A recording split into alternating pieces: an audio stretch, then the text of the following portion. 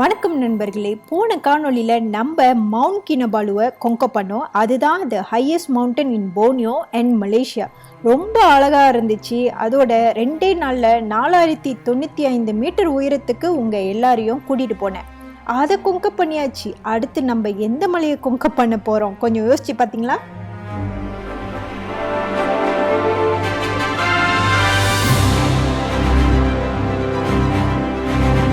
இந்த சீரீஸ் ரொம்ப சுவாரஸ்யமாக இருக்கும். வரப்போகிற எபிசோட் எதையும் மிஸ் பண்ணாமல் பாருங்கள். ஒரு எவரெஸ்ட் பேஸ் கேம்ப் போனால் என்னென்ன கஷ்டப்படுவோம், உண்மையிலேயே நம்மளால் ஏற முடியுமா முடியாதா அப்படின்ற எல்லா தகவல்களையும் உங்கள் கூட நானே ஷேர் பண்ணிக்க போகிறேன்.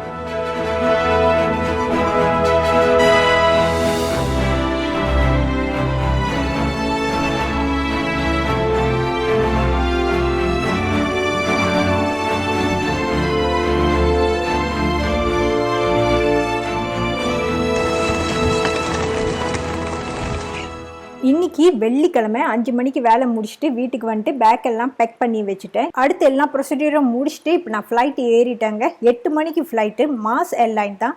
இவர் யாருன்னா எப்போதும் போல் நம்ம மவுண்ட் கினபாலு வந்தார், அவரே தான் மிஸ்டர் ஸ்லோ. இந்த வாட்டி நம்ம கூட எவரெஸ்ட் பேஸ் கேம்ப் வராரு. இந்த வாட்டி மாஸ் ஏர்லைனில் பார்த்தீங்கன்னா ஸ்க்ரீனும் இல்லை, எஃப்னும் அவங்க கொடுக்கல. நம்மளோட ஃபோன்லேயே வைஃபை MH ஸ்டுடியோ கனெக்ட் பண்ணிங்கன்னா ஸ்க்ரீனில் உள்ள படத்தை எல்லாமே நீங்கள் அதில் பார்க்கலாம். அதனால் மறக்காமல் உங்களோட இயர்ஃபோனை தூக்கிட்டு வந்துருங்க. நம்மளோட மொத்த ஜேர்னி பார்த்தீங்கன்னா மலேசியாவிலேருந்து நேபாள் வரத்துக்கு, நேபாள் இன்டர்நேஷ்னல் ஏர்போர்ட் வரத்துக்கு 4 மணி நேரம் 45 நிமிஷம் பிடிக்கும். ஃப்ளைட் இல்லை கரெக்டாக வந்து விட்டுட்டாங்க. ஆனால் நம்ம ஃப்ளைட்லேருந்து கீழே படி இறங்கி அதுக்கப்புறம் பஸ் எடுக்கணும்.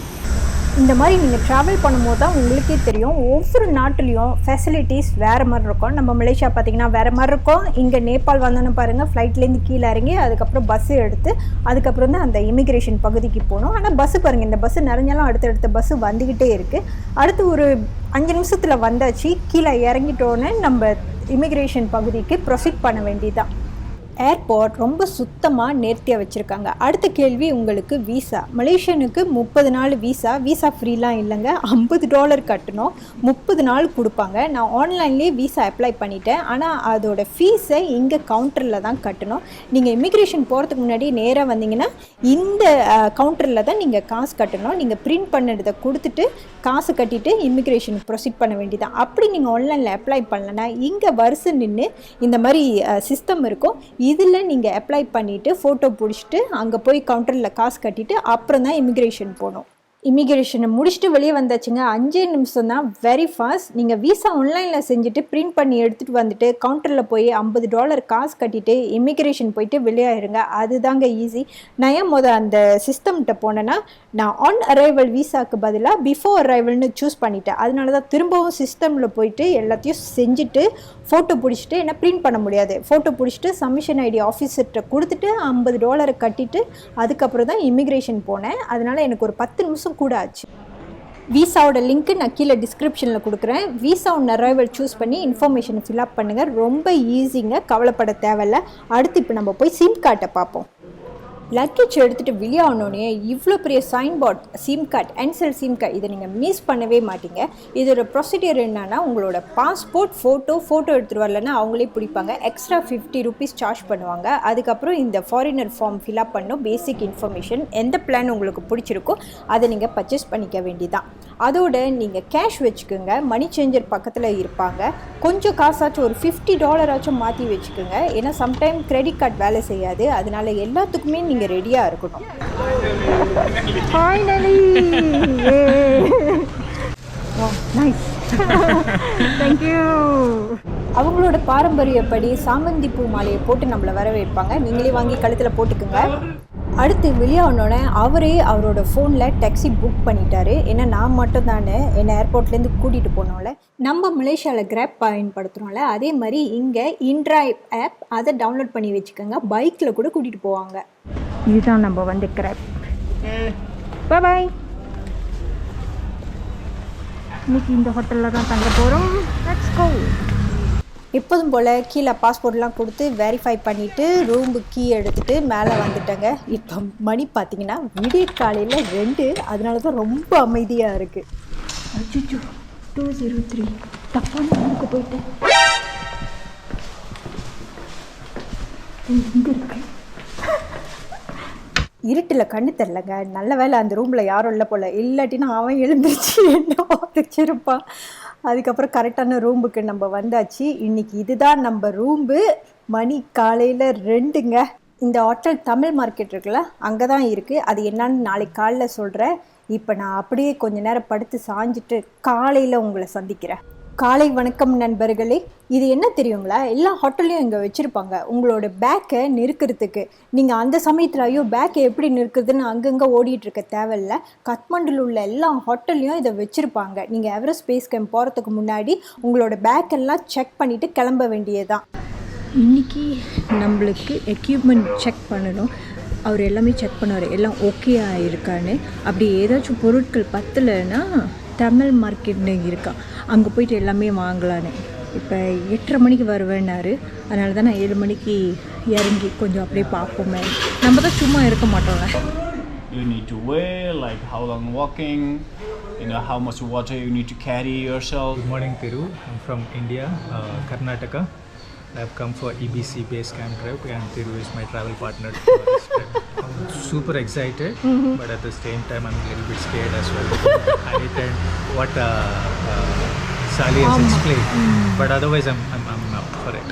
ஓகே, அவருக்கு என்ன சொன்னேன்னா நான் அவரை காப்பாற்றுவேன். தேங்க்யூ. சாலி ட்ரெக்கிங் அவர் தான் மேனேஜரு. ஆனால் மேனேஜரே வந்து எங்களெல்லாம் பார்த்து எவ்வளோ அழகாக எக்ஸ்ப்ளனேஷன் 1 hour கிட்ட எக்ஸ்ப்ளனேஷன் கொடுத்துட்ருக்காரு. இப்போ அவரோட கேர்லாம் செக் பண்ணுறதுக்கு ரூமுக்கு போயிருக்காரு. நான் வெளியே வெயிட் பண்ணிகிட்ருக்கேன், ஏன்னா கைட்டு வருவாங்க. அவரை இன்ட்ரடியூஸ் பண்ணி வச்சுட்டோன்னே அதுக்கப்புறம் இன்றைக்கி வேறு ஒன்றும் இல்லை. இந்த ஃபுல்லாக இந்த ரோட்டில் இந்த மார்க்கெட்லாம் இருக்குது, அதெல்லாம் சுற்றிட்டு நாளைக்கு அவர் என்ன சொன்னார்னா, நம்மளுக்கு ஃப்ளைட் இருக்கா இல்லையான்னு தெரிலன்னு. ஏன்னா நம்மளோட ஃப்ளைட்டு நாளைக்கு, ஆனால் நாளைக்கு ரெடி. ஆனால் அதுக்கு முன்னாடி 3 நாளைக்கு லுக்கில் ஃபார் ஃப்ளைட்டு எல்லாமே கேன்சல் ஆகும். 1500 பேர் வெயிட் பண்ணிகிட்ருக்காங்கன்னு சொன்னார். இங்கே எப்படின்னா ஃப்ளைட் கேன்சலாக, நம்மளுக்கு நாளைக்கு ஃப்ளைட்டாக நம்மள போட மாட்டாங்க. அந்த 3 நாளைக்கு யார் இருந்தாங்களோ அவங்களோட ஃப்ளைட் கேன்சலில் முதல்ல அவங்கள அனுப்புவாங்க, அப்புறம் தான் நம்பலாம். அதனால் நாளைக்கு நம்மளுக்கு சீட் இருக்கா இல்லையான்னு தெரியல. கடவுளை வேண்டிக்குவோம் நாளைக்கு நம்மளுக்கு ஃப்ளைட் இருக்கணும்னு. ரொம்ப நல்லாயிருக்கும் இது, போட்டுட்டு படுத்து தூங்கினா நல்லாயிருக்கும். ரிஷிகேஷில் வாங்கினேன் 200 rupees, இங்கே 400 rupees. இவ்வளோ பெரிய தமிழ் மார்க்கெட்டில் பேக்கரி. வாவ், இப்போ வெயில் அடிக்குது. மிஸ் பண்ண எல்லா பொருட்களையும் வாங்கிட்டு லஞ்சு சாப்பிட்டுட்டு, இங்கே இந்த பிரியாணி ரொம்ப ஃபேமஸாக, நான் சாப்பிடல. இவங்க 2 பேர் சிக்கன் பிரியாணி சாப்பிட்டாங்க. சாப்பிட்டுட்டு இவங்க 2 பேர் ஹோட்டல் போயிட்டாங்க. நம்ம எப்போதும் போல் திரும்ப ஊர் சுற்ற கிளம்பியாச்சுங்க. முதல்ல நான் ஃபார்மசி போயிட்டு வாட்டர் பியூரிஃபிகேஷன் பில் வாங்கினேன். இது ரொம்பவே முக்கியம். ஒரு பாக்ஸில் 50 இருக்கும், 250 rupees. அவருக்கு ஒன்று எனக்கு ஒன்று நான் வாங்கிட்டேங்க. முதல்ல பிரபலமான பசுபதிநாத் கோவிலுக்கு தான் போகலான்னு இருந்தேன், ஆனால் அது கொஞ்சம் தூரம். முதல்ல கிட்ட உள்ள இடத்தெல்லாம் முடிக்கலாமேன்னு இங்கே வந்திருக்கேன். இந்த இடத்த பற்றிலாம் கடைசியாக நான் ஒரு எபிசோட் போடுவேன், அப்போ உங்களுக்கு விலாவரியாக எல்லாத்தையும் சொல்கிறேங்க. நேபாள் வந்துட்டு இந்த இடத்தெல்லாம் பார்க்காம எப்படி? நம்மளுக்கு இருக்கிறதே ஒரு நாள் தான். ரூமில் இருக்காமல் நம்ம வெளியே வந்து சுற்றுவோமே. அடுத்து நான் வந்து சேர்ந்துட்டேன், ஆனால் திரும்பவும் என்னோடய ஃபோனு எகிப்து நாட்டில் ஆன மாதிரி எங்கேயோ மக்கர் பண்ணுது. நம்மளுக்கு இந்த மாதிரி டஃபல் பேக் அவங்களே கொடுத்துட்டாங்க. இதில் தான் என்னோடய துணியெல்லாம் இது உள்ளுக்க அடுக்கணும். இதோ நம்மளோட ஹேண்ட் கேரி சேர்த்து 15 kg இருக்கணும். அப்போ போர்ட்டர் வந்து இந்த பேக்கை தான் எடுத்துகிட்டு போவாங்க. இந்த பேக்கு வந்து ஹேண்ட் கேரி என்னென்னா தண்ணி, அதுக்கப்புறம் ஒரு ஜாக்கெட்டு வச்சுக்கிறதுக்கு. இந்த பாருங்க ஸ்லீப்பிங் பேக், இது வந்து ரெண்ட்டு, இதை கொடுத்துட்டாங்க. குட் மார்னிங், ரெடி ஆகிட்டிங்களா? Good morning. மணி 3:30, ஆனால் இங்கே பாருங்கள் எவ்வளோ ஹேப்பனிங்காக இருக்குது. நாங்கள் தான் தூங்க முடிஞ்ச மாதிரி தூங்கி எழுந்திரிச்சு வந்திருக்கோம். 3:30 மணிக்கு டிராஃபிக். இப்போ நம்ம வேகமாக ராமேஸ்வரம் ஏர்போர்ட் போகிறோம். கட்மாண்டுலேருந்து அங்கே போகிறதுக்கு 140 கிலோமீட்டருங்க. மினிமம் 4 மணி நேரம் ஆகுங்க. இதான் நேபாள் தொக் பிரேக். நம்மளோட டிரைவர், அவருக்கு மல்லே தெரியும், கோலாலம்பூரில் 3 வருஷமாக இருந்தாரா. Selamat pagi. Nepal punya orang. Tinggal dekat Kuala Lumpur. Selamat pagi, apa kabar Malaysia? இது பேர் செல் ரொட்டியாங்க. அரிசி மாவு சீனியில் போட்டு செஞ்சு தான். நான் எதுவும் வாங்கி சாப்பிடல, ஏன்னா வயிறை பத்திரமா பார்த்துக்கணும். கொடுத்த டீயை மட்டும் குடிச்சிட்டு எங்களோட பயணத்தை மீண்டும் தொடர்ந்தோம். இந்த பயணம் சுலபமானதே இல்லைங்க. பாதை ரொம்ப கடுமையாக இருந்தது, ரொம்பவே கரடு முரடாக இருந்தது. ஆனால் வழி நெடுகிலும் அழகான காட்சிகள் அப்படியே கொட்டி கிடக்குதுங்க. ரோடு ரொம்பவே பம்பி, இதெல்லாம் நீங்கள் பொறுத்து தான் போகணும். ஒரு பகுதியில் இந்த மாதிரி நிறைய கண்ணாடிகள் வழி நெடுகிலும் நீங்கள் பார்க்கலாங்க. இங்கெல்லாம் ரொம்ப ஆக்சிடென்ட் நடக்குமா, எல்லாரையும் அலர்ட் பண்ணுறதுக்காக இதை வச்சுருக்காங்க. பயணத்தில் அவர் 3 வருஷம் மலேசியாவில் இருந்த கதையை என் கூட ஷேர் பண்ணிக்கிட்டாரு. நல்ல எக்ஸ்பீரியன்ஸே அவர் சொல்லலைங்க. முக்கியமாக நம்ம மலேசியன் இந்தியன்ஸை பற்றி அவர் சொன்ன கதையெல்லாம் நான் கேட்டப்போ எனக்கே ரொம்ப சங்கடமாக இருந்துச்சு. ஓவராலாக நான் என்ன சொல்கிறேன்னா, மனிதர்களாக நம்ம மதிக்கணுமே தவிர பங்களாதேஷ், நேபாளிஸ் அப்படின்ட்டு அவங்கள தரக்குறைவாக நடத்தக்கூடாதுங்க. அவர்கிட்ட நான் மன்னிப்பு கேட்டுக்கிட்டேன். எல்லோரும் அப்படி இல்லைன்னு சொன்னேன். முக்கியமாக நம்ம சந்தாதாரர் சப்ஸ்கிரைபர் யாரும் அப்படி இருக்கக்கூடாதுன்னு நான் நினைக்கிறேன். இருக்கவும் மாட்டீங்கன்னு நான் நினைக்கிறேன். 3:30 மணிக்கு காலையில் விடைக்காலில் கிளம்புனோம். மணி இப்போ 8.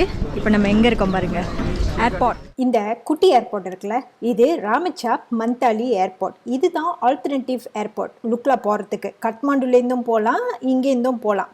எங்களோட ஃப்ளைட் பார்த்திங்கன்னா காத்மாண்டுலேருந்து தான் சொன்னாங்க. 30 நிமிஷம் எடுக்கும். ஆனால் ஏற்கனவே நான் சொல்லியிருந்தேன்ல, 1500 பேர் வெயிட் பண்ணுறாங்க. ஏன்னா 2 நாளாக லுக்லாவுக்கு போகிற ஃப்ளைட்டு வானிலை காரணமாக எல்லாமே கேன்சல் ஆயிடுச்சுன்னு. அதனால ராம்சிப் கூட்டிகிட்டு வந்துட்டாங்க. ஏன்னா இங்கிருந்து லுக்லாவுக்கு 15 நிமிஷம் தான். ஃப்ளை பண்ணுறதுக்கு ஹை சான்சஸ் இங்கே நிறையா வேணும்னு சொன்னாங்க. ஏன்னா காத்மண்டுவோட வானிலை பார்த்திங்கன்னா காலையிலே ரொம்ப மேகமூட்டமாக இருக்குமா. அதுக்கப்புறம் வெதர் எப்பவுமே ரொம்ப நல்லா இருக்காதான். காலை ஃப்ளைட்டு முக்கியமாக நிறையா கேன்சல் ஆகும், அதுக்கப்புறம் டிலே ஆகும்னு சொன்னாங்க. டிலே ஆனால் கூட பரவாயில்ல, ரொம்ப கேன்சல் ஆகுமா. அதோட இந்த ஏர்போர்ட்டு காத்மாண்டுவை விட லோவர் ஆல்டிடியூடில் இருக்கிறதுனால முக்கியமாக காலையில் இங்கே வானநிலை காத்மாண்டுவை விட ரொம்ப கிளியராக இருக்குமா. அதனால் காத்மாண்டுலேருந்து லுக்லா போகிறத விட இங்கேருந்து லுக்லா போகிறதுக்கு வாய்ப்பு கூடியா. டிலே இல்லை கேன்சல் ஆனாலும் ரொம்பவே அழகாக அரேஞ்ச் பண்ணி எல்லாத்தையும் கிளியர் பண்ணிடுவாங்க அப்படின்ட்டுன்னு சொன்னாங்க. பைலட் சார், ஃப்ளைட் எடுக்காமல் எங்கே சார் போகிறீங்க வரீங்க ஃப்ளைட் எடுப்பீங்களா எடுக்க மாட்டீங்க, ஏதாச்சும் சொல்லுங்கப்பா. ரொம்பவே போர் அடிக்கிறதுனால இங்கே போகிறவங்க வரங்கிட்டெல்லாம் பேசியிருந்தேன். ஏன்னா இங்கே உள்ள நேபாளிஸ்க்கு மலை தருது. இவரும் டிரைவர் தான். 2 hours later. மணி இப்போ 12. வெயில் மண்டையை பொழக்குது. இது எப்படி இருக்குன்னா, புலி வருதுன்ற கதையாக இருக்குங்க. நானே மதிய உணவு சாப்பிட்டே முடிச்சிட்டேங்க. ஏன்னா மணி இப்போ 12:30 ஆகுது. நம்ம ஹேண்ட்ஸமான பைலட்டையா பிடிப்போம். லைட் ஓட்டினாங்களோ இல்லையோ, பேக்கை மட்டும் தூக்கிட்டு வந்துட்டாங்க எல்லாரும். மணி இப்போ 1ங்க. பைலட்டெல்லாம் சைட் அடித்து முடிச்சாச்சு. பப்பி கூட டயரில் தூங்கி போச்சு. கைட் சொல்லிட்டாரு, கன்ஃபார்ம் இதுக்கு மேலே ஃப்ளைட் இல்லை, நம்ம இன்றைக்கி இங்கே தான் தங்கி ஆகணும்னு. நாங்கள் சாப்பிடும்போதே லோக்கல் மக்களுங்க யார் ஹோட்டல் வச்சுருக்காங்களோ அவங்க புக்கிங் எடுக்க ஆரம்பிச்சிட்டாங்க. பெருசாலாம் நீங்கள் இங்கே எதிர்பார்க்க முடியாது. இது ஒரு சாதாரண கிராமம் தான். இதுதான் டாய்லெட், ஷவரும் எல்லாமே. மணி இப்போ 3:30. நான் என்ன பண்ணேன், டக்குன்னு போயிட்டு குளிச்சுட்டு வந்துட்டேன். இந்த ரூம் அப்படியே என்னோட தான். 1000 rupees அவங்களோட பாய்ஸோட பக்கத்து ரூம்பு. Let's go. இப்போ நாங்கள் இது என்ன இடம், வாட்ஸ் திஸ் பிளேஸ்?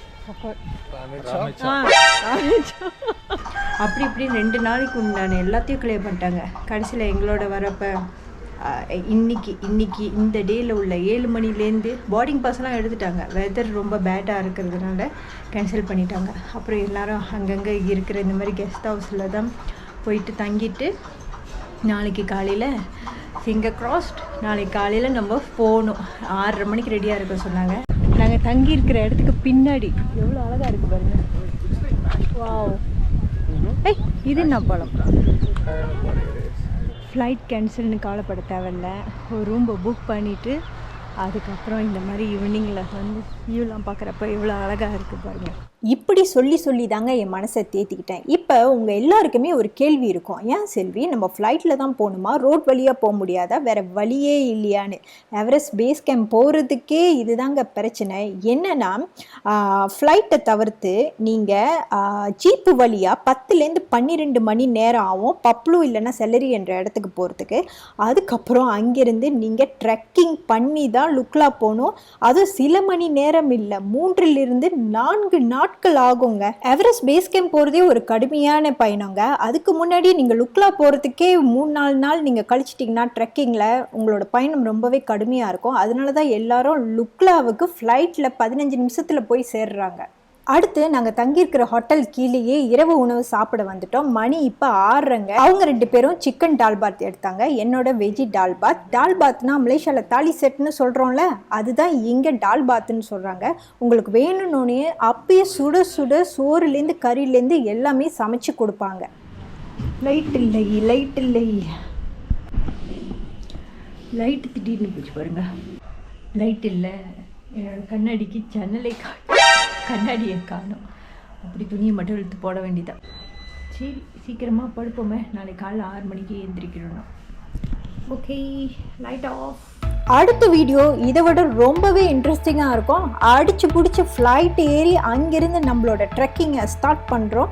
அந்த வீடியோ பார்க்கணுன்னா சப்ஸ்கிரைப் பண்ணி பெல் பட்டனை அமுக்கி வச்சுக்கோங்க. அப்போ தான் நான் புது புது வீடியோக்கள் போட உங்களுக்கு நோட்டிஃபிகேஷன் வரும். இந்த வீடியோவை எல்லாருக்கும் ஷேர் பண்ணி விடுங்க. அப்போ தான் எவரெஸ்ட் பேஸ் கேம்ப் போகிறது எவ்வளவு கடினமாக இருக்கும், என்னென்ன தடங்கல்கள் வரும் அப்படின்றது உங்களால் புரிஞ்சுக்க முடியும். ஏன்னா எங்களோட கடுமையான பயணம் இனிமே தான் ஆரம்பிக்க போகுது. எப்படியெல்லாம் எமோஷ்னலி ஃபிசிக்கலி சேலஞ்ச் பண்ணுதுன்னு உங்களுக்கு தெரியும். இப்போதைக்கு உங்களிடமிருந்து விடைபெறுவது உங்கள் நீரா செல்வி. பாய்.